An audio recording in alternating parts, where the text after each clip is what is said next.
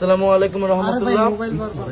জাতীয় নাগরিক পার্টি দেশ গড়তে জুলাই পদযাত্রায় টাঙ্গাইলে এসে কিছুক্ষণের আগে প্রবেশ করেছে এবং আপনারা যারা টাঙ্গাইলের যারা বিপ্লবী শিক্ষার্থীবৃন্দ রয়েছেন, আপনারা আমাদেরকে অভ্যর্থনা জানিয়েছেন, আমাদেরকে স্বাগত জানিয়েছেন, এর জন্য ধন্যবাদ। আমরা এই মুহূর্তে আছি মাওলানা ভাসানী, মজলুম জননেতা মাওলানা ভাসানীর মাজারের সামনে। আমরা তার কবর জিয়ারত করেছি, কারণ টাঙ্গাইলে এসে আমাদের কাছে মনে হয়েছে প্রথম কর্তব্য এই মহান নেতাকে স্মরণ করা। মাওলানা ভাসানী বাংলাদেশের ইতিহাসে এমন একজন নেতা যিনি ব্রিটিশ উপনিবেশের বিরুদ্ধে লড়াই করেছিলেন, পাকিস্তানি শাসক গোষ্ঠীর বিরুদ্ধে তিনি লড়াই করেছিলেন।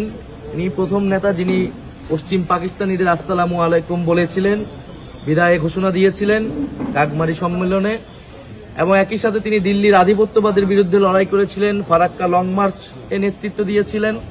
ফলে মাওলানা ভাসানীর যে রাজনৈতিক লাইন, সেই লাইনই বাংলাদেশকে এগিয়ে যেতে হবে। এবং মাওলানা ভাসানী আওয়ামী লীগের প্রতিষ্ঠাতা ছিলেন, আপনারা জানেন, কিন্তু সেই আওয়ামী লীগ কখনোই মাওলানা ভাসানীকে স্মরণ করেনি। মাওলানা ভাসানীর যে কৃতিত্ব, সেই কৃতিত্ব বাংলাদেশে আসলে কখনো কথিত হয়নি, চর্চা হয়নি। জাতীয় নাগরিক পার্টি এবং এই তরুণ প্রজন্ম মাওলানা ভাসানীকে ধারণ করতে চায়। মাওলানা ভাসানী ছিলেন বাংলাদেশের অন্যতম স্থপতি এবং মাওলানা ভাসানীর একটি রাজনৈতিক দর্শন ছিল। মাওলানা ভাসানী ছিলেন রবুবিয়তের প্রবক্তা। যেই রবুবিয়ত মানে বোঝায় যে দায়িত্বের রাজনীতি, যে আল্লাহ মানুষকে খলিফা হিসেবে প্রেরণ করেছেন, প্রতিনিধি হিসেবে প্রেরণ করেছেন। অতএব মানুষের দায়িত্ব হচ্ছে অন্য মানুষ, প্রাণ প্রকৃতি এবং সমাজের দায়িত্ব গ্রহণ করা। সেই দায়িত্ব এবং দরদের মাধ্যমেই মানুষ মানুষ হয়ে ওঠে, মানুষের মর্যাদা নিশ্চিত হয়। সেই দায় দরদ এবং মর্যাদার ভিত্তিতে আমরা একটা বৈষম্যহীন বাংলাদেশ গড়তে চাই।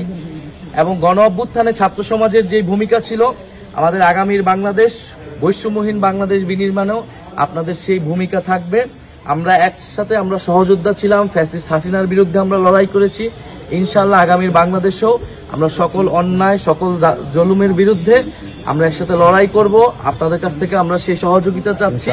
আপনারা জাতীয় নাগরিক পার্টির সাথে থাকবেন এবং তরুণদের যেই জাগরণ ঘটেছে বাংলাদেশে, সেই জাগরণকে অব্যাহত রাখতে হবে ইনশাআল্লাহ।